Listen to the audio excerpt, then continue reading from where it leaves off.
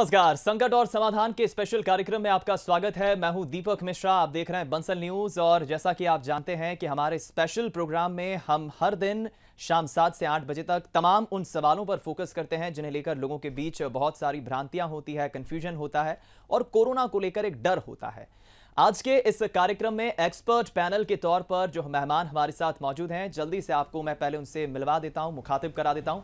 हमारे साथ Bansal super speciality hospital में बतौर कंसल्टेंट साइकेट्रिस्ट के तौर पर सेवाएं दे रहे डॉक्टर सत्यकांत त्रिवेदी जी मौजूद हैं। सर, बहुत बहुत स्वागत है आपका। जी नमस्कार। और दूसरी तरफ जो मेहमान हैं डॉक्टर नितिन गर्ग, जो कि न्यूरो सर्जन है, बंसल हॉस्पिटल में सेवाएं दे रहे हैं। सर, आपका भी बहुत बहुत स्वागत है। नमस्कार।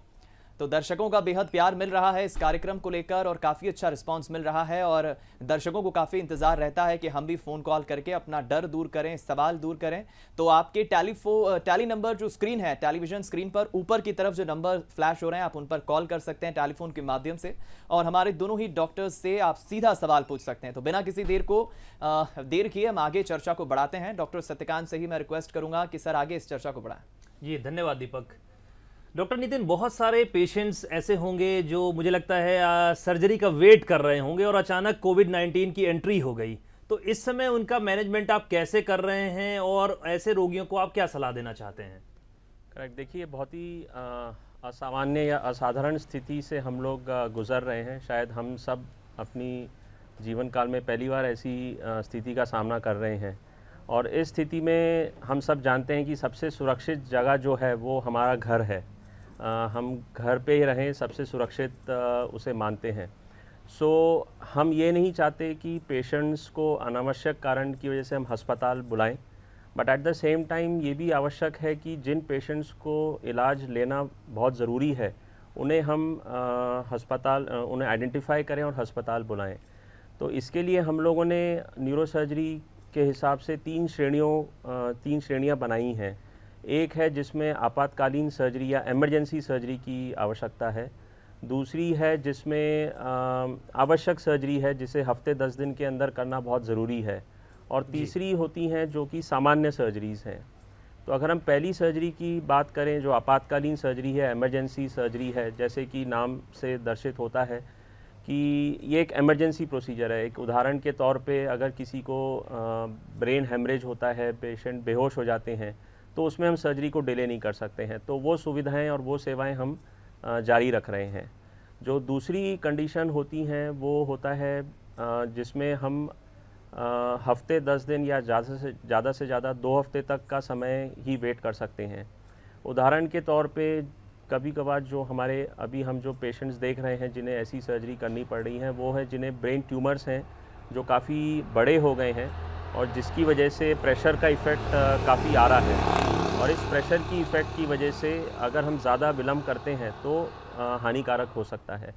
इसी प्रकार स्पाइन की अगर हम कंडीशन देखें तो कुछ पेशेंट्स में जब नस का दबाव बढ़ने लगता है और हाथ या पैर में कमज़ोरी आती है तो उसमें हम ज़्यादा लेट नहीं कर सकते हैं। तो ये एक प्रकार से आवश्यक श्रेणी में आता है। इनमें हम अपॉइंटमेंट्स देते हैं, उनको प्रॉपर प्रिपेयर करते हैं और हफ्ते 10 दिन के अंदर उनकी सर्जरी की जाती है। जो तीसरा ग्रुप है जो कि अराउंड 70-80% ग्रुप ऑफ पेशेंट्स हैं जिसे हम इलेक्टिव सर्जरी या सामान्य तौर की सर्जरी कहते हैं, उन्हें हम अभी अवॉइड कर रहे हैं। और उसका मेन कारण है कि हम नहीं चाहते कि पेशेंट्स अपना घर छोड़ें और जो सर्जरी 1-2 महीने आगे पीछे करने से जिसमें कोई फ़र्क नहीं आएगा परिणाम में या पेशेंट के रिकवरी में, उसको हम अभी सर्जरी की सलाह नहीं दे रहे हैं। सो इस प्रकार से हमने इसे डिवाइड किया हुआ है और हम ये काफ़ी कोशिश करते हैं कि पेशेंट्स को कम्युनिकेट करें। पेशेंट्स खुद इस बारे में काफ़ी अवेयर हैं और वो भी कोशिश करते हैं कि अगर आवश्यक ना हो तो थोड़ा समय दिया जाए। जी, तो डॉक्टर नितिन ने हम सबको बताया जो सबसे इम्पॉर्टेंट बात यहाँ पे थी। अगर हम न्यूरो सर्जरी के पॉइंट्स को अगर हटाएं तो सबसे पहली जो बात इन्होंने कही कि घर हमारे लिए फ़िलहाल सबसे ज़्यादा सुरक्षित स्थान है, क्योंकि ऐसा माना जा रहा है कि अगर हम जितना कांटेक्ट में आएंगे तो हमें भी कोरोना संक्रमण का चांस बढ़ सकता है। तो घर पे ही रहें और बाकी जैसा डॉक्टर नितिन ने बताया कि सर्जरीज़ का कैसा विभाजन उन्होंने किया हुआ है, गंभीर रोगी, गंभीर सर्जरीज़ जो हैं या तत्काल जिन्हें ज़रूरत है उसके हिसाब से वो इसे प्लान कर रहे हैं। डॉक्टर नितिन, आगे आपसे जानना चाहेंगे कि ब्रेन ट्यूमर के कौन से ऐसे पेशेंट्स हैं जिसको सर्जरी अभी करवानी चाहिए और कौन अभी डिले कर सकते हैं इस कोरोना काल में? करेक्ट, ये बहुत अच्छा सवाल है क्योंकि ब्रेन ट्यूमर का डायग्नोसिस एक ऐसा है, जब कोई भी इसका डायग्नोसिस सुनता है तो काफ़ी चिंतित हो जाते हैं जी। सो इसमें हम दो ग्रुप्स या दो कंडीशंस हैं जिसका हम ध्यान देते हैं डिसाइड करने के लिए कि सर्जरी अभी कराएं या कुछ समय का वेट कर सकते हैं। सबसे पहला कंडीशन है कि पेशेंट के लक्षण क्या हैं। जैसे हम जानते हैं कि ब्रेन ट्यूमर जब धीरे धीरे बढ़ता है तो वो ब्रेन के अंदर प्रेशर क्रिएट करने लगता है और एक समय के बाद या एक साइज़ के बाद ये प्रेशर काफ़ी ज़्यादा हो जाता है, जिसकी वजह से प्रेशर इफ़ेक्ट आने लगते हैं, जिसे हम मेडिकल टर्म्स में रेज्ड इंट्राक्रेनियल प्रेशर बोलते हैं। सो इसमें प्रेशर की वजह से पेशेंट को सर दर्द होना, उल्टी होना, आंखों में धुंधलापन आना, ये लक्षण आने लगते हैं। सो अगर किसी पेशेंट में ये लक्षण हमें दिख रहे हैं तो इसको हम ज़्यादा विलम्ब नहीं कर सकते हैं। सो एक तो ये कंडीशन होगी। अगर किसी भी पेशेंट में इस प्रकार के लक्षण नहीं हैं या स्कैन में हम देखते हैं कि ट्यूमर बहुत ज़्यादा बड़ा नहीं है तो हम सजेस्ट करते हैं कि इसे हम थोड़ा सा आगे बढ़ा दें। दूसरा जो कंडीशन पे हमारा डिसीजन बेस होता है वो है कि स्कैन को जब हम देखते हैं एमआरआई या सीटी स्कैन को, तो हम ये किस प्रकार का ट्यूमर होने की संभावना है इस पे भी हमारा डिसीजन निर्भर करता है। सो कोई भी ट्यूमर, ब्रेन ट्यूमर मैं यहाँ बताना चाहूँगा ऑलमोस्ट 100 से लेके 110 प्रकार के अलग अलग टाइप के ट्यूमर्स होते हैं। सो मुख्य तौर पे हम इसे डिवाइड करते हैं cancerous tumours and non cancerous tumours की, जो कैंसर हो सकते हैं, जो नॉर्मल ट्यूमर होते हैं जी। सो इसमें कैंसर के जो ट्यूमर होते हैं उसको ज़्यादा इंपॉर्टेंस दिया जाता है, क्योंकि कैंसरस ट्यूमर्स या जो ब्रेन ट्यूमर कैंसर होने की संभावना होती है उसमें सर्जरी के बाद भी ट्रीटमेंट लेना होता है, जैसे रेडियोथेरेपी और कीमोथेरेपी, और इस पूरे प्रोसेस में 2 से 3 महीने का समय लगता है। तो इसमें जितना हम शुरू में डिले करेंगे आगे भी उतना ही डिले होता है। सो ये दो कंडीशंस में हम डिसाइड करते हैं, एक तो प्रेशर इफ़ेक्ट्स और दूसरा अगर कैंसरस होने की संभावना है तो हम सर्जरी की तरफ फेवर करते हैं, फैमिली को काउंसिल करते हैं और उन्हें प्लान करके हम सर्जरी के तरफ बढ़ते हैं। जी, बिल्कुल ठीक कहा आपने डॉक्टर नितिन। और फिलहाल एक कॉलर हमारे साथ जुड़ गए हैं, मनोहर साहू जी, जो हमें इंदौर से फ़ोन कॉल कर रहे हैं। जी मनोहर जी, स्वागत है आपका, सवाल पूछिए अपना। Good evening sir. Good evening. Good evening sir, मेरा ये क्वेश्चन था कि जैसे हल्का फीवर आना, सर्दी जुकाम हल्का सा होना, तो ये मतलब पीले टाइप में आता है कि ये इसमें कोरोना टाइप में जाता है? ये थोड़ा सा मन में ऐसा होता है कि क्या।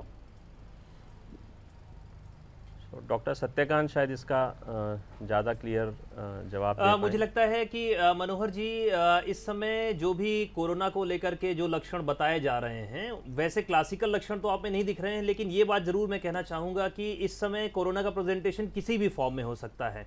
तो चूंकि सरकार ने आपको काफ़ी अच्छी सुविधा उपलब्ध करा रखी है, तो बेहतर होगा कि आप डॉक्टर से ओपिनियन ले लें। हालांकि जो लक्षण आप बता रहे हैं बहुत एलर्जी के हो सकते हैं, दूसरे फ्लू के भी हो सकते हैं, कोरोना के तो कम समझ में आ रहे हैं, लेकिन फिर भी इसका प्रेजेंटेशन कई बार डिफरेंट प्रकार से भी हो सकता है, जो बताया जा रहा है उससे अलग भी हो सकता है। तो बेहतर होगा कि आप किसी डॉक्टर से सलाह लें, अननेसेसरी अफवाहों पर ध्यान न दें और खुद के लक्षणों को गूगल में सर्च ना करें।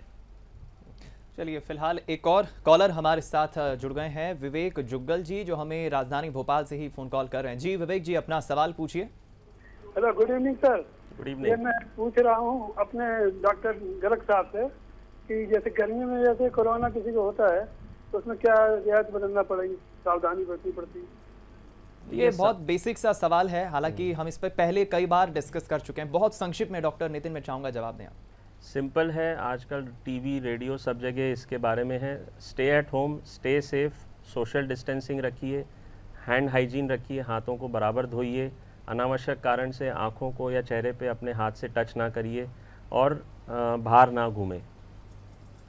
बिल्कुल ठीक कहा। डॉक्टर सत्यकांत, आपसे मैं ज़रूर ये एक महत्वपूर्ण सवाल पूछना चाहूँगा। ठीक है, हम मेडिकल साइंस के डूज एंड डोंट्स पे बात कर रहे हैं, लेकिन कल बहुत एक वाजिब ख्याल मेरे जहन में उभर कर सामने आया कि हमारी लाइफस्टाइल जो है, डेली की दिनचर्या जो है, वो इस कोरोना ने कितनी बदल दी है। अब लोगों को मौत से डर नहीं लग रहा, लोगों को मरने से डर लग रहा है। अगर मौत हो गई तो पराए तो छोड़िए साहब, क्या अपने भी उस काफिले में अंतिम संस्कार में पहुंच पाएंगे या नहीं। इतना बुरा दौर आ गया है। मैं बस यही पूछ रहा हूं कि ये एक टेंडेंसी लोगों के मन में, लोगों के भीतर बैठ गई है कि आंकड़े एक तरफ बढ़ रहे हैं, एक तरफ मामले भी बढ़ रहे हैं। ये कैसे भय का माहौल थोड़ा दूर करिए। जिस तरीके से देखिए, मुझे लगता है जो पोस्ट कोरोना काल होगा, कोरोना के बाद का जो समय होगा, निश्चित तौर पर वहाँ पर लोगों की प्राथमिकताएं बदलेंगी, लोगों का सोचने का नज़रिया बदलेगा, और जो कहीं ना कहीं एक आपाधापी था, लोग खुद को नश्वर समझते हुए कुछ ना कुछ व्यस्त रहते थे, अपने लिए खुद के लिए समय नहीं निकालते थे, परिवार के लिए समय नहीं निकालते थे, उसमें निश्चित तौर पर ज़रूर बदलाव आएगा। और आप देखिए कि विडंबना ऐसी है कि इस समय हम अपनों को टच भी नहीं कर सकते अगर उनकी जान जाती है कोरोना की वजह से। तो निश्चित तौर पर सोच में काफ़ी बदलाव आएगा, लोग ज़्यादा कनेक्ट होंगे एक दूसरे से, मुझे ऐसा लगता है, अपनी ज़रूरतें कम करेंगे, और जो सोशल कनेक्टिविटी है एक दूसरे से, जो रिश्तों में गर्माहट सी कम हो रही थी, लोग मैकेनिकली एक दूसरे से जुड़ रहे थे अपने दोस्तों से, रिश्तेदारों से, उसमें मुझे लगता है कि काफ़ी परिवर्तन आने वाला है। दीपक, बिल्कुल। एक कॉलर और हम ले लेते हैं इस वक्त। राज हमें भोपाल से फ़ोन कॉल कर रहे हैं, सवाल पूछना चाह रहे हैं। जी राज, सवाल पूछें अपना। सर, डॉक्टर साहब नमस्कार। नमस्कार सर, पोन्टाइन इन्फॉक्ट जो है, इसमें हेमीप्लेजिया डायग्नोज वाले पेशेंट को कोरोना से संदर्भित क्या प्रिकॉशंस लेना चाहिए? देखिए, हेमीप्लेजिया एक कंडीशन है जिसमें एक साइड कमज़ोर होता है। सो इसमें मेन इशू आता है कि पेशेंट अपने केयर गिवर्स या अपने रिश्तेदारों पे निर्भर हो जाते हैं। सो पेशेंट के साथ साथ उनके रिलेटिव्स को भी ये ध्यान में रखना है कि जब रिलेटिव्स भी इंटरेक्ट करें तो वो भी ये सब बेसिक रूल्स फॉलो करें। हाथ धोना, या पेशेंट को जब भी टच करते हैं बेड से व्हीलचेयर पे बिठाना या व्हीलचेयर से बेड पे बिठाना, डाइनिंग टेबल पे ले जाना, तो हैंड हाइजीन मेंटेन रखें, हाथ को धो के ही पेशेंट को टच करें, क्योंकि एक रिस्क रहता है कि क्योंकि जो पेशेंट रिलेटिव्स हैं वो उनका मूवमेंट ज़्यादा है, तो कहीं वो एक एजेंट ना बन जाए ट्रांसमिशन के अपने पेशेंट को। जहाँ तक पेशेंट का सवाल है, पेशेंट अपनी दवाइयाँ टाइम टू टाइम लेते रहें, और जो हाइजीन के जो तरीके बताए गए हैं उसको फॉलो करें। अलग से कोई और ध्यान देने की आवश्यकता नहीं है। बड़ी इंपॉर्टेंट बात बताई डॉक्टर नितिन ने यहाँ पे कि हमें सबसे पहले ये ध्यान रखना है कि हम हमारी वजह से किसी को संक्रमण नहीं हो, तो खुद को सबसे पहले सेफ रखना है, उसकी वजह से आपकी केयर आप और अच्छे से केयर कर पाएंगे। बहरहाल डॉक्टर नितिन, आगे आपसे समझना चाहूँगा कि कोविड-19 का जैसे इस समय संक्रमण काल चल रहा है, तो ऐसे में सर्जरीज में कुछ और आप एहतियात बरतते हैं, कैसे क्या तैयारी करनी चाहिए? और आपको बहुत सारे रिमोट एरिया के सर्जन्स भी देख रहे होंगे, तो उनको भी एक सीख आप दें कि कैसे स्पेशल क्या सर्जरी के लिए प्रिकॉशन उन्हें लेना चाहिए। सो देखिए, सर्जरी को हम दो पार्ट्स में डिवाइड करते हैं, एक प्री सर्जिकल और एक सर्जिकल एंड पोस्ट सर्जिकल। सो जो सर्जिकल एंड पोस्ट सर्जिकल है पीरियड जो अस्पताल में है, जनरली उसमें स्टैंडर्ड केयर मेंटेन कर रहे हैं, अवेयरनेस काफ़ी ज़्यादा है। मोर इम्पॉर्टेंट है प्री सर्जिकल, कि जब भी पेशेंट कोई सर्जरी के लिए किसी अस्पताल जाता है, वो अपने घर को छोड़ के, अपने शहर को, अपने क्षेत्र को छोड़ के बाहर निकलता है, उसके साथ उसके 2-3 परिजन भी आते हैं। सो ये सबसे इम्पॉर्टेंट स्टेप है जहाँ पे उन्हें इन्फेक्शन होने की संभावना हो सकती है। सो इसमें जो हम सलाह देते हैं कि अगर आप गाड़ी से आ रहे हैं तो कोशिश करें अपनी व्हीकल से आएँ, बट अगर किराए की या व्हीकल या टैक्सी लेनी है तो पहले ध्यान रखें कि वो गाड़ी प्रॉपरली क्लीन हुई हो, सैनिटाइज हुई हो। जो ड्राइवर आपको लेके आ रहे हैं, थोड़ी हिस्ट्री ले लें कि कहीं ऐसा ना हो कि उन्होंने कुछ दिनों पहले या लगातार वो पेशेंट्स को ट्रांसफ़र कर रहे हों, क्योंकि ये ह्यूमन टू ह्यूमन ट्रांसमिशन है। एक इंसान का दूसरे इंसान से हो सकता है, और कोई भी थर्ड पर्सन वो एजेंट बन सकता है ट्रांसमिशन के लिए। तीसरा कि जब रिलेटिव्स आएँ तो कोशिश करें कि 2 से 3 ही आएँ, ज़्यादा लोग ना आएँ, क्योंकि जब वो अपना शहर छोड़ के आते हैं तो उन्हें रहने की व्यवस्था, खाने पीने की व्यवस्था का भी ध्यान रखना है। सो ये प्री सर्जिकल प्रिपरेशन बहुत ज़रूरी है। एक और इम्पॉर्टेंट है कि पेशेंट्स जिनकी इमरजेंसी सर्जरी नहीं है, जिनकी थोड़ी प्लान्ड सर्जरीज़ हैं, वो एक प्रॉपर अपॉइंटमेंट लेके आएँ। ऐसा ना हो कि वो तुरंत आ जाएं, क्योंकि मोस्टली जिन अस्पतालों में इस प्रकार की सर्जरीज़ हो रही हैं वो एक प्लान्ड तरीके से हो रही हैं। हर दिन हम कुछ ही सर्जरीज़ कर पा रहे हैं, और इस वजह से ऐसा ना हो कि पेशेंट आ जाएं और उन्हें ज़्यादा दिन अस्पताल में सर्जरी से पहले रुकना पड़े या वापस जाके फिर आना पड़े। सो प्रॉपर अपॉइंटमेंट लेके आएँ। सो ये हो गया प्री सर्जिकल। जहाँ तक सर्जिकल एंड पोस्ट सर्जिकल है, जब तक पेशेंट अस्पताल में है तो डॉक्टर्स, नर्सेज और अस्पताल प्रबंधन वो पूरी सावधानियाँ बरत रहा है। इवन ऑपरेशन थिएटर में भी हम लोग काफ़ी सावधानी बरत रहे हैं, पीपी किट्स, मास्क, इन सब का उपयोग कर रहे हैं जी। और अगेन जब सर्जरी के बाद जब पेशेंट डिस्चार्ज होते हैं तो वो एक और इम्पॉर्टेंट पार्ट है जहाँ पे पेशेंट और उनके फैमिली को बहुत ध्यान रखना होता है। जब वो घर जाएं तो एक स्वाभाविक होता है कि रिलेटिव्स मिलने आते हैं तो वो अवॉइड करें, और अगेन हैंड हाइजीन मेंटेन रखें, हाथों को धोना है, लिमिटेड लोगों से इंटरेक्ट करें। सो ये कुछ चीज़ें हैं जिसका हमें ध्यान देना होता है। बिल्कुल ठीक कहा आपने डॉक्टर नितिन। फिलहाल एक कॉलर और हमारे साथ जुड़ गए हैं, धर्मेंद्र जी, जो हमें गुना से फ़ोन कॉल कर रहे हैं। जी धर्मेंद्र जी, स्वागत है आपका, सवाल पूछिए अपना। Good evening sir. Good evening sir, मेरा सवाल है, जो मेडिकल से मास्क खरीदते हैं वो उस मास्क को कितनी बार यूज कर सकते हैं, या फिर वो कितनी बार ही काम आता है, या फिर उसके बाद वो खराब हो जाता है? बहुत अच्छा सवाल है ये डॉक्टर नितिन। देखिए, मास्क जो हैं बहुत सारे टाइप्स के हैं और डिपेंड करता है कि आप हाई कांटेक्ट जगह पे इस मास्क का इस्तेमाल कर रहे हैं या रूटीन जगह पे। जैसे जो लोग अस्पताल में काम कर रहे हैं, जो सफाई कर्मचारी हैं, जो पुलिस में हैं, उनका वो एक हाई रिस्क कॉन्टैक्ट्स हैं, क्योंकि वो काफ़ी लोगों के कांटेक्ट में आते हैं। तो इसमें जनरली हम ये सलाह देते हैं कि 3 से 4 मास्क अपने पास रखें। एक दिन इस्तेमाल करने के बाद उसको आप छोड़ दें 3 से 4 दिन। तो उसका कारण ये है कि जो भी वायरस अगर उसमें होता है, हालांकि वो चांसेस काफ़ी कम होते हैं, बाई चांस अगर एक्सपोजर होता है तो वो 2 से 3 दिन में वो वायरस जो है वहाँ पे मर जाता है। सो 3 से 4 मास्क रखें और उसको यूज़ करें।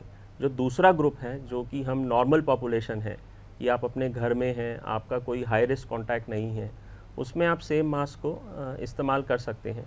जहाँ तक कितने समय के बाद है, तो देखिए अगेन ये डिपेंड करता है कि आप किस एरिया में इसको यूज़ कर रहे हैं। कोशिश यही रहती है कि 4 to 5 साइकिल्स के बाद इसको रिप्लेस किया जाए। बिल्कुल ठीक कहा डॉक्टर नितिन ने। एक और कॉलर हमारे साथ इस वक्त जुड़ गए हैं, जो हमें भिलाई से फ़ोन कॉल कर रहे हैं। हमारे साथ धनंजय जी फ़ोन लाइन पर जुड़ गए। जी धनंजय जी, स्वागत है आपका, सवाल पूछिए। सर दीपक भाई, सबसे पहले नमस्कार, एक पत्रकार होने के नाते अभिवादन करता हूं आपका। नमस्कार नमस्कार। बहुत बढ़िया लगता है आपका प्रोग्राम देख के, पैसे से मैं भी पत्रकार हूं। जी जी, शुक्रिया, बधाई आपको भी। मेरा सवाल दोनों डॉक्टर साहब से एक एक कर गए हैं। पहला ये, जैसा मैं पत्रकार हूँ, जगह जगह इंट्रो करने के लिए पुलिस का, जनता का करने जाता हूँ, तो वहां पर मैं मास्क का उपयोग और जो सरकार के द्वारा गाइडलाइन है पूरा फॉलो करता हूँ। लेकिन जब खाली रोड मेरे को मिलता है तो मैं उसमें मास्क नहीं लगा पाता, वो मुझे सूट नहीं कर पाता। और हैंड ग्लोव्स जो है वो कंटिन्यू में कभी नहीं लगा पाया अभी तक, क्योंकि मेरे को 1-2 बार मिला हैंड ग्लोव्स, तो वो जरूरतमंद में खुद दे दिया। मैं पत्रकार होने के नाते मेरा फर्ज बनता है कि जनता की सेवा पहले करूं। तो सर, ये रास्ते पे, खुले रास्ते पे मेरा नहीं लगाना मास्क का और हैंड ग्लोव्स नहीं पहनना, इससे मेरे को पत्रकारिता में कोई दिक्कत तो नहीं आएगी? ये मेरे सेहत पे कोई दिक्कत तो नहीं आएगी? अच्छा सवाल है। डॉक्टर नितिन क्या कहेंगे संक्षिप्त में? ओके, सो देखिए, आप अगेन हाई रिस्क ग्रुप में आते हैं क्योंकि आप बहुत लोगों से इंटरेक्ट करते हैं। सो मास्क पहनना ज़रूरी है। दूसरा मैं आपको सजेस्ट करूँगा आई कवर, आई गॉगल्स, वो भी पहनना ज़रूरी है। जहाँ तक खाली रोड में है, यस, खाली रोड में आप मास्क को उतार सकते हैं, बट एक इम्पॉर्टेंट चीज़ आपको ध्यान रखना है कि जब आप खाली रोड पे हैं, मास्क को आप यहाँ से ना छुएं। आप बीच में अगर हाथ लगाते हैं तो आपके हाथ में वो इन्फेक्शन होने के चांसेस हैं। तो अगर आपको मास्क नीचे भी करना है तो साइड से करें, बट सजेशन यही रहता है कि अननेसेसरी बार बार मास्क को लगाना या नीचे करना उचित नहीं है, क्योंकि कहीं ना कहीं थोड़ी भी अगर आप भूल हो जाती है, चूक हो जाती है, तो उससे आपके हाथ में वो कीटाणु आ सकता है। सो ये मेरा सजेशन है आपको। और जहाँ तक ग्लव्स का सवाल है, ग्लव्स का सवाल है, ग्लव्स बहुत हार्ड एंड फास्ट नहीं है। अगर आप किसी पब्लिक प्लेस पे हैं तो एक प्रकार से वो प्रोटेक्शन करता है, बट अगेन आपको उसे थ्रो करना भी बहुत ज़रूरी है। ये ना हो कि आप वही ग्लव पहन के एक जगह जा रहे हैं और फिर अपनी गाड़ी को उसको इस्तेमाल कर रहे हैं और फिर दूसरी जगह वही ग्लव पहन के जा रहे हैं। उसे आपको एक जगह जहाँ इस्तेमाल किया वहाँ पे थ्रो करना है, प्रॉपर्ली डिस्पोज करना है और फिर नए ग्लव्स को पहनना है। जी, मेरा भी एक सुझाव है आपको कि सबसे पहले तो जैसे हम यहाँ पे आप 2 चिकित्सकों को देख रहे हैं, आप स्वयं भी जर्नलिस्ट हैं। इम्पॉर्टेंट बात यह है कि ये चीज़ें कोरोना के लिए नहीं है, तो आप यहाँ पर बिल्कुल भी ये मान के चलें, आपको पेशेवर होना बहुत ज़रूरी है। आप ये नहीं समझिए कि आप पत्रकार हैं या मैं डॉक्टर हूँ तो हमें ये नहीं हो सकता। तो आपको सारे नॉर्म्स फॉलो करने हैं। यहाँ पर सेंटिमेंट से नहीं, बेहद पेशेवर रहने की ज़रूरत है। जैसा कि डॉक्टर नितिन ने बताया कि आपको हर समय सावधान रहने की ज़रूरत है, क्योंकि आप ज़्यादा रिस्क में हैं, क्योंकि आप बहुत सारे लोगों से डेली मिलते हैं। बिल्कुल ठीक कहा डॉक्टर सत्यकांत, और इसमें कोई दौमत नहीं है क्योंकि डॉक्टर्स, पुलिसकर्मी, सफाई कर्मी, तमाम ऐसे लोगों की तो तारीफें हो ही रही है। लेकिन बंसल न्यूज़ भी और मैं तमाम व्यक्तिगत भी उन लोगों की भी तारीफ करता हूं जो तमाम पत्रकार साथी हैं, जर्नलिस्ट हैं, वीडियो जर्नलिस्ट हैं, जो फील्ड पर जाकर, क्षेत्र पर जाकर दिन रात जोखिम में डालकर अपनी कवरेज कर रहे हैं ताकि लोगों तक सूचनाएं ठीक तरह से मिल सके। कॉलर इस वक्त हमारे साथ फोन लाइन पर जुड़ गए हैं, चंकी पंड्या जी, जो हमें धार से फोन कॉल कर रहे हैं। जी चंकी पंड्या जी, स्वागत है आपका, सवाल पूछिए। जी सर, सबसे पहले तो नमस्कार आप लोगों को। सर मैं एक सवाल पूछना चाहता हूँ कि डेली रूटीन में जो हम हरी सब्जियां खरीद रहे हैं, तो उन सब्जियों को हमें खरीदना चाहिए या नहीं खरीदना चाहिए? अभी क्या मतलब सेफ होगा खरीदना या नहीं होगा? डॉक्टर नितिन, बहुत कॉमन सवाल है और इस पर हम चर्चा कर चुके हैं, संक्षिप्त में जवाब। इट इज़ वेरी सेफ़ है, बहुत सेफ़ है। बस उसको आप ध्यान रखें कि घर पे आके उसको प्रॉपर तरीके से साफ़ करें। और इनफैक्ट सब्जियां खाना तो बहुत आवश्यक है इस समय पे। अपना न्यूट्रिशन जो खान पान है उस पर बहुत ज़्यादा ध्यान देना है, क्योंकि न्यूट्रिशन अच्छे होने से ही हमारा इम्यून सिस्टम स्ट्रांग रहेगा और हम इससे सेफ रहेंगे। बिल्कुल ठीक है, और मैं भी चंकी जी को यही सजेस्ट करूंगा कि इसमें डरने की बात नहीं है। फल फ्रूट सब्जी आप जो भी मार्केट से खरीद रहे हैं बेशक खरीदिए, लेकिन आपके हाथ अच्छे से साफ धुले हों। और घर पर जब आप फ्रूट्स या सब्जी लेकर पहुंचते हैं तो आप कोशिश करिए कि आपके हाथ धोने के बाद उन सब्जी या फल फ्रूट्स को भी आप अच्छे से पहले वॉश कर लीजिए, धो लीजिए, ताकि चांसेस खत्म हो जाते हैं। सब्जी आप अगर बॉईल करें पहले तो वो काफ़ी बेटर होगा। हमारे साथ एक और कॉलर शायद रूप सिंह जी जुड़े हुए हैं जो ग्वालियर से फ़ोन कॉल कर रहे हैं। रूप जी, आवाज़ पहुँच रही है आप तक?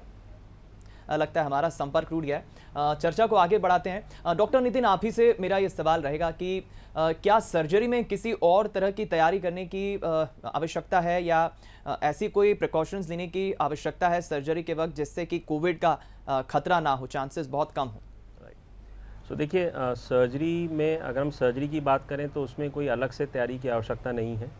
बट हाँ, यहाँ पे मैं एक इम्पॉर्टेंट चीज़, जैसे हम पहले भी डिस्कस कर चुके हैं, एक और पॉइंट बताना चाहूँगा कि पेशेंट या उनके फैमिली में अगर किसी को फीवर है या किसी को कोई ऐसे लक्षण है जिसमें बुखार या खांसी होना, तो वो आवश्यक अपने डॉक्टर से डिस्कस करें।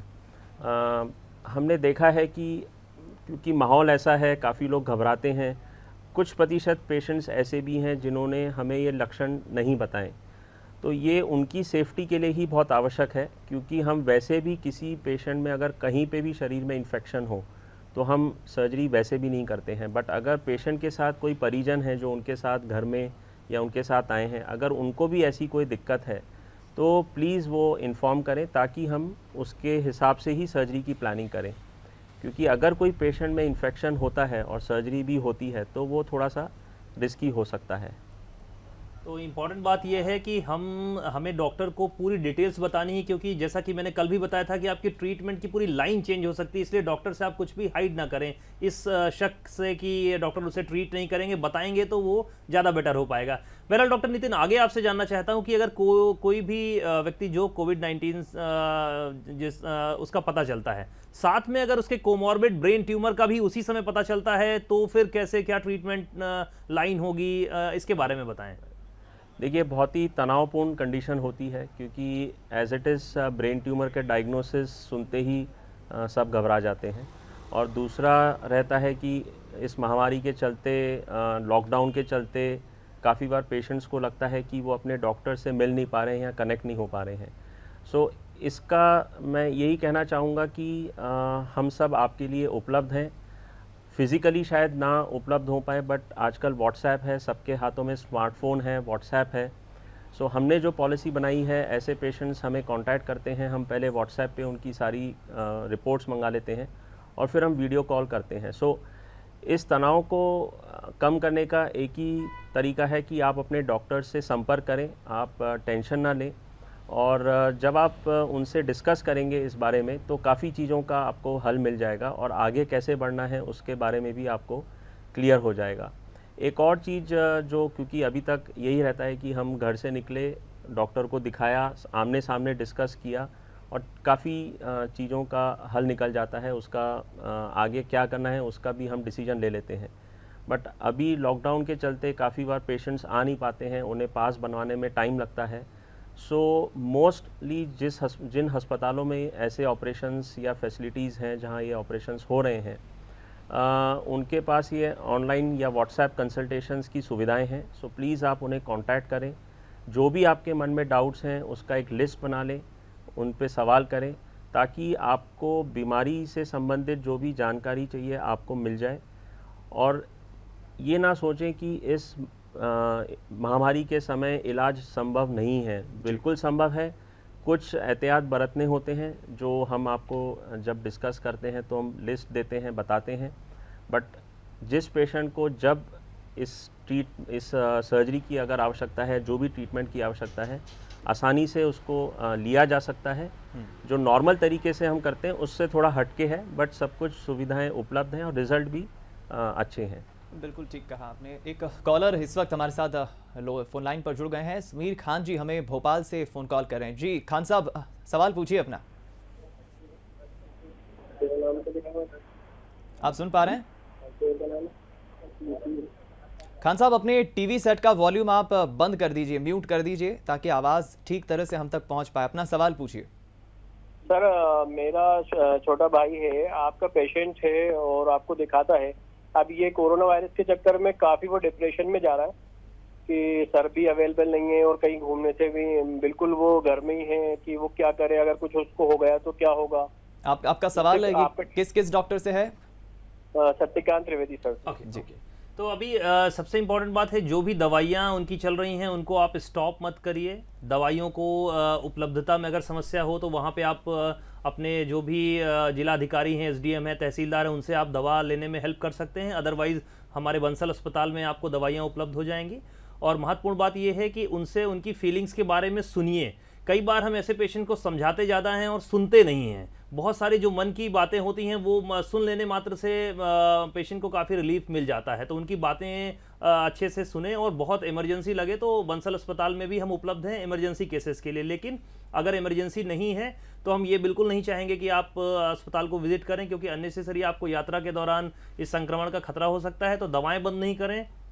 बहुत ज़्यादा प्रॉब्लम लग रही है तो वहाँ पे लोकल फिजिशियन को भी आप मिल सकते हैं। अगर साइकेट्रिस्ट उपलब्ध नहीं है, उनसे बातचीत करिए, उनसे बोलिए कि वॉक ज़रूर करें और नींद का स्पेशल ख्याल रखें और मोबाइल से दूरी बना करके रखें।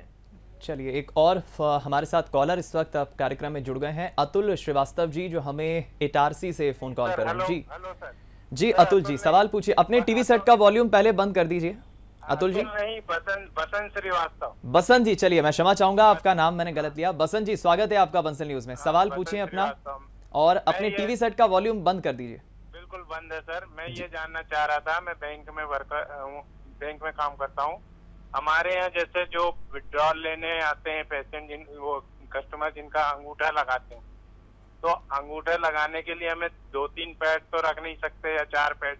अगर एक ही पैड से, इंक पैड से हम अंगूठा लगवाते हैं तो उसमें कोई खतरा है क्या? ये बहुत अच्छा सवाल पूछा है डॉक्टर नितिन, और इस पर हम पहले भी चर्चा कर चुके हैं। जी, क्या जवाब देंगे आप सर? नहीं, इसमें इंक पैड तो ऑब्वियसली आप ज़्यादा नहीं रख सकते हैं। सो सजेशन यही है कि आप साथ में एक सैनिटाइज़र भी रखें, और पेशेंट लगाने से पहले हाथ क्लीन कर लें। आप ध्यान रखें कि आपके सामने ही कर रहे हैं, और इंक पैड लगाने के बाद अगेन वो सैनिटाइज़र से उनके आप हाथ क्लीन कराएं। और प्लस साथ में उनको सलाह भी दें कि जब वो घर जाएं तो अगेन हैंड वॉश करके ही फिर उसको इस्तेमाल करें। बिल्कुल ठीक कहा। जी जी जी, अपनी बात पूरी करिए सर। नहीं, और दूसरा, आजकल डिजिटल पेमेंट्स है तो काफ़ी बार कुछ जो आते हैं वो नहीं इसमें सक्षम होते हैं, तो आप उनको थोड़ा सा हेल्प करके उन्हें सिखा भी सकते हैं, ताकि वो नेक्स्ट टाइम अपने आप से ये डिजिटल पेमेंट कर पाएँ और उन्हें इसकी ज़रूरत ना पड़े। मैं भी यही बात ऐड ऑन करना चाह रहा था, डॉक्टर नितिन जी ने कही है। जो एक तरफ देखिए, भारत 21वीं सदी में जो टेक्नोलॉजी के मामले में इतना आगे बढ़ रहा है, इसमें कोई दौमत नहीं है कि एक बड़ा वर्ग हमारे देश में अभी भी इलिटरेट है, जो पढ़ा लिखा नहीं है। उससे ज़रूर अंगूठा लगाकर ही अपने आगे की प्रक्रिया अपनानी पड़ती है। लेकिन चूंकि टेक्नोलॉजी इतनी बढ़ गई है और भारत तभी तो साक्षर होगा, तभी तो आगे बढ़ पाएगा। तो ऐसे में ज़रूरत आपकी, हमारी और समाज की है कि हम ऐसे लोगों को शिक्षित करके समझदार बनाएं और उन्हें हम आगे बढ़ाएं। हमें टेक्नोलॉजी का भरपूर उपयोग करना होगा। फिलहाल एक और कॉलर हमारे साथ भोपाल से फोन लाइन पर जुड़ गए। जी, अपना शुभ नाम बताइए। मेरा नाम राजकुमार त्रिपाठी है। जी राजकुमार जी, स्वागत है आपका, सवाल पूछिए। मेरा प्रश्न नितिन गर्ग सर से है। सर, मुझे आपसे ये पूछना है कि मेरी एक ब्रेन सर्जरी आपने की थी 1 साल पहले, और उसके 6 महीने बाद मुझे एक सीजर अटैक आ गया था मेरी दवाइयाँ स्लिप करने की वजह से। तो मुझे आपसे ये पूछना है कि मैं कितना वल्नरेबल हूँ और मुझे क्या क्या प्रिकॉशंस लेने हैं ताकि इस तरह का सीजर अटैक मुझे फिर से ना आए। अपनी उम्र भी बता दीजिए एक बार। मेरी उम्र 21 ईयर ओल्ड है। Okay, right. सो देखिए, बहुत ही अच्छा सवाल है और इनफैक्ट मेजॉरिटी पेशेंट्स जो हमें कांटेक्ट कर रहे हैं वो इसी को लेके हैं कि हमारी दवाइयाँ ख़त्म होने वाली हैं। आपने प्रिस्क्रिप्शन 3 मंथ्स का या 6 मंथ्स का दिया था। सो सबसे इम्पॉर्टेंट चीज़ है कि सीजर अटैक आने का सबसे इम्पॉर्टेंट कारण है सही समय पे दवाई नहीं लेना या एक भी डोज मिस कर देना, जिसे हम ड्रग कंप्लायंस कहते हैं। सो प्लीज़ ये आप ध्यान रखें कि भले ही आप बहुत समय से दवाई ले रहे हो, अगर आप एक भी डोज मिस करते हैं तो ये सीजर अटैक आने का रिस्क बना रहता है। सो प्लीज़ अपना स्टॉक मेंटेन रखें। ऐसा ना हो कि आखिरी दिन जब आपकी दवाई ख़त्म होने जा रही हो उसी दिन आप मार्केट जाके दवाई ख़रीदें। एटलीस्ट हफ्ते 10 दिन के पहले ही आप नेक्स्ट दवाइयों का जो स्टॉक है वो अपने घर पे रखें। दूसरा, समय पे आप दवाइयाँ लें। तीसरा, क्योंकि हम आजकल लॉकडाउन पे है, ज़्यादातर हम टीवी या मोबाइल में लगे हुए हैं। एक बहुत इम्पॉर्टेंट चीज़ है कि अंधेरे में टीवी देखना, अंधेरे में मोबाइल देखना, ज़्यादा समय तक ब्राइट स्क्रीन पे मूवीज़ देखना लंबे समय तक, ये सब सीजर अटैक को इंस्टिगेट कर सकता है। सीजर अटैक इससे आ सकता है। सो क्योंकि लॉकडाउन में हैं, घर पे हैं, बहुत कुछ एक्टिविटीज़ करने को नहीं है, बट आपको विशेष ये ध्यान रखना है कि आप स्क्रीन के सामने आधे पौन घंटे से ज़्यादा एक साथ समय ना बिताएं। रात में अंधेरे में टीवी या मोबाइल का उपयोग ना करें। सो अगर आप ये सब सावधानियां रखते हैं, खासकर दवाई से लेके और दवाई को लेके और स्क्रीन टाइम को, तो आपको ऐसी कोई विशेष प्रॉब्लम नहीं होनी चाहिए। और इसी से चलते मैं जो सुन रहे हैं सबको यही बताना चाहूँगा कि अगर आप आने में समर्थ नहीं हैं, प्लीज़ आप दवाई को ना रोकें, दवाई को कंटिन्यू रखें जब तक आप अपने डॉक्टर से कंसल्ट नहीं कर पाते हैं या जब तक आप उन्हें विज़िट नहीं कर पाते हैं। ये दवाइयाँ सेफ़ होती हैं, इन्हें लंबे समय तक ही दिया जाता है। अचानक एकाएक रोकने से भी सीजर का अटैक आ सकता है।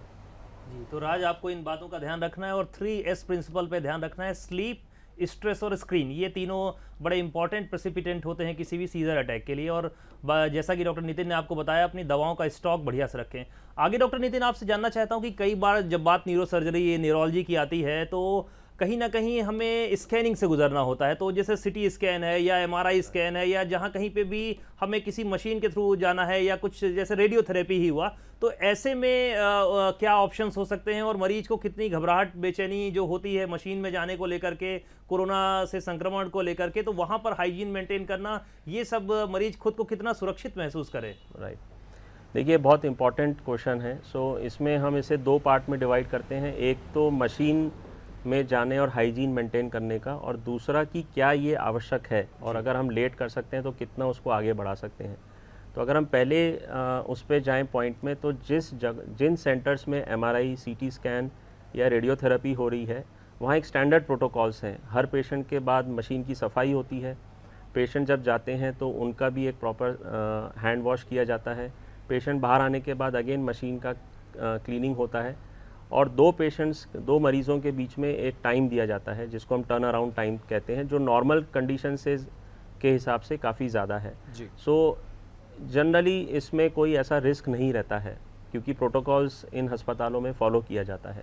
जहाँ तक दूसरा सवाल आता है कि क्या वो आवश्यक है या क्या हम उसे आगे बढ़ा सकते हैं, सो पहले हम बात करते हैं MRI की। देखिए MRI एक बहुत, या CT स्कैन की, ये बहुत इम्पॉर्टेंट इन्वेस्टिगेशन है क्योंकि ब्रेन ट्यूमर से ग्रसित जो भी पेशेंट्स हैं उसका कैसा रिस्पांस है ट्रीटमेंट को या कैसा इम्प्रूवमेंट है, ये सिर्फ स्कैन के ज़रिए ही पता चल सकता है। सो इसमें एक प्रकार के स्कैन होते हैं जो हम ट्रीटमेंट के दौरान करते हैं, एक्टिव ट्रीटमेंट के दौरान करते हैं, और हम ये देखना चाहते हैं कि ट्रीटमेंट का रिस्पांस कैसा है। सो इस कंडीशन में जैसे सर्जरी के बाद या रेडिएशन के बाद या कीमोथेरेपी के बाद, इन परिस्थितियों में हम स्कैन को डिले नहीं कर सकते हैं क्योंकि ये बहुत आवश्यक है, क्योंकि इस स्कैन के आधार पे हम आगे का ट्रीटमेंट क्या होना है इसका हम डिसाइड करते हैं। जहाँ तक दूसरा सिचुएशन आता है जो सर्वेलेंस होता है, सर्वेलेंस का मतलब कि पेशेंट की सर्जरी हो चुकी है और सालाना हम लोग कुछ सालों तक हर साल एक स्कैन करते हैं जस्ट ये देखने के लिए कि सब कुछ व्यवस्थित है कि नहीं, जिसे हम सर्वेलेंस कहते हैं। इसमें इन स्कैन्स का अभी करना आवश्यक नहीं है, इसे हम 1-2 महीने 2-3 महीने आगे भी बढ़ा सकते हैं। सो ये डिफरेंस पेशेंट्स को जानना बहुत ज़रूरी है क्योंकि काफ़ी बार पेशेंट्स ये टेंशन में रहते हैं और हमें फ़ोन भी आते हैं कि आपने हमें स्कैन बोला था बट हम आ नहीं पा रहे हैं, तो हमें बहुत चिंता हो रही है। सो जो दूसरा ग्रुप है सर्वेलेंस, उसमें डिले होने में कोई हानि नहीं है। जो पहला ग्रुप है जहाँ ट्रीटमेंट डिसीजन होगा वो करना आवश्यक है। जहाँ तक रेडिएशन का सवाल आता है, अगेन देखिए ये डिपेंड करता है कि किस टाइप का ट्यूमर है। जो कैंसरस ट्यूमर है उसमें रेडिएशन लेना बहुत ज़रूरी है और टाइम पे रेडिएशन लेना बहुत ज़रूरी है। हम देखते हैं कि पेशेंट्स सर्जरी करा के चले जाते हैं और फिर रेडिएशन में डिले कर देते हैं। सो जनरली ये एडवाइसेबल नहीं है। सो अगर आपके सर्जरी के बाद रिपोर्ट आती है कि आपको कैंसर आया है और आपके डॉक्टर्स ने सलाह दी है कि रेडिएशन अभी लेना ज़रूरी है, ज़्यादातर हम 3 से 4 हफ्ते के अंदर ही रेडिएशन की सलाह देते हैं, तो वो लेना ज़रूरी है, वो सेफ़ है। दूसरा ग्रुप होता है जिसमें हम रेडिएशन बिनाइन ट्यूमर्स जो कैंसरस नहीं होते हैं, उसमें हम रेडिएशन को आगे बढ़ा सकते हैं। सो मोस्टली जो रेडिएशन जहाँ सेंटर्स में हो रहा है वहाँ पे यही प्रोटोकॉल फॉलो किया जाता है। सो इन चीज़ों का ध्यान रखना बहुत आवश्यक है। बिल्कुल, बहुत अच्छे से आपने डिटेल में इसको समझाया है डॉक्टर नितिन। और फिलहाल हम एक फ़ोन कॉलर को अटेंड कर लेते हैं। हमारे साथ इस वक्त रायसेन से फारूक बेग साहब फ़ोन लाइन पर जुड़ गए। जी फारूक साहब, स्वागत है आपका, इस्तकबाल है, सवाल पूछिए अपना। फारूक साहब सुन पा रहे हैं आप? लगता है हमारा शायद संपर्क टूट गया है। हमारे साथ एक और कॉलर हैं नेहा जी, जो हमें इटारसी से फ़ोन कॉल कर रही है। जी नेहा जी, स्वागत है आपका, सवाल पूछिए अपना। Hello sir.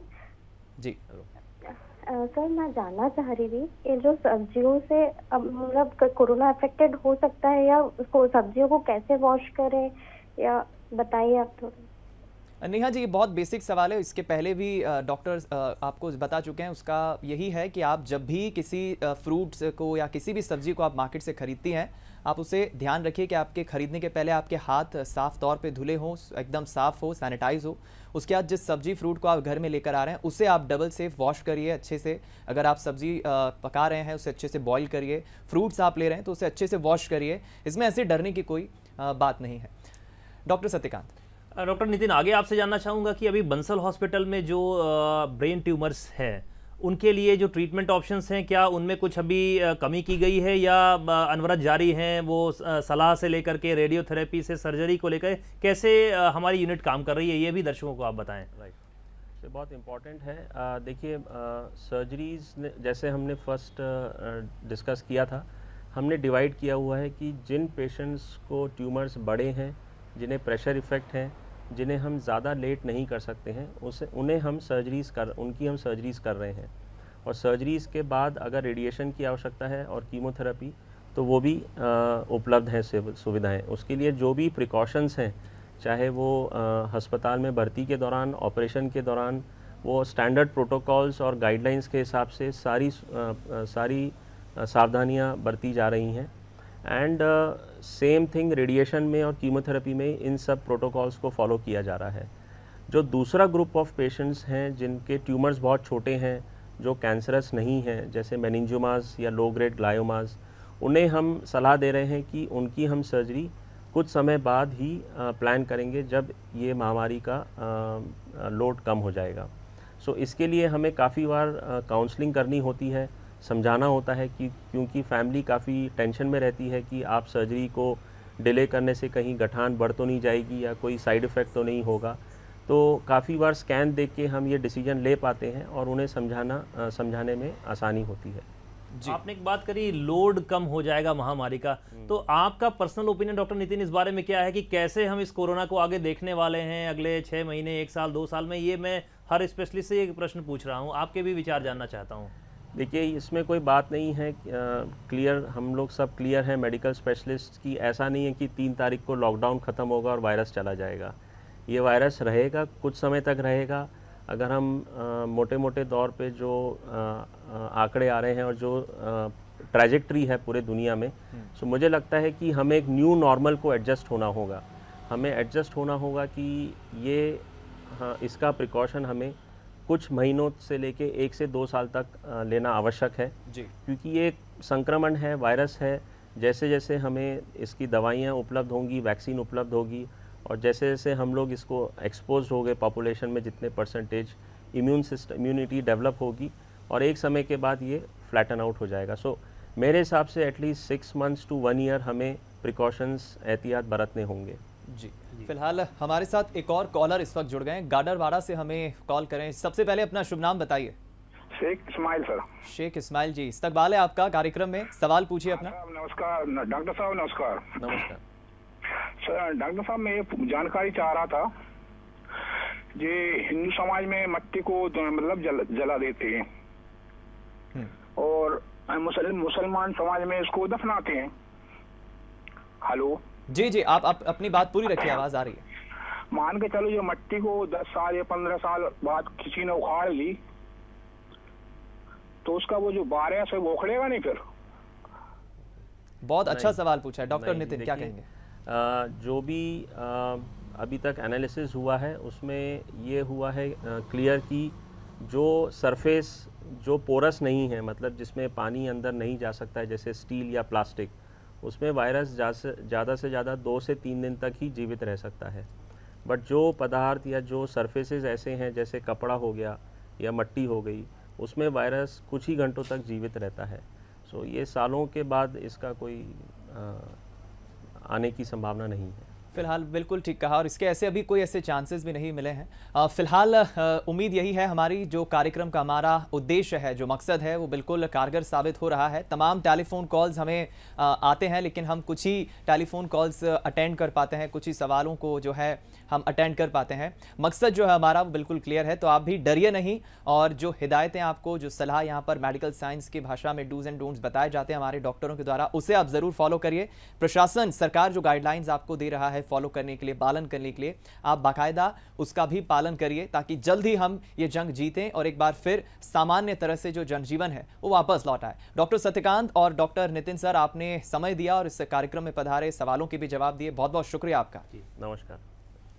तो फिलहाल संकट और समाधान के स्पेशल सेगमेंट में इतना ही। देश प्रदेश की खबरों को जानने के लिए आप बने रहिए बंसल न्यूज के साथ। दीजिए इजाजत, नमस्कार।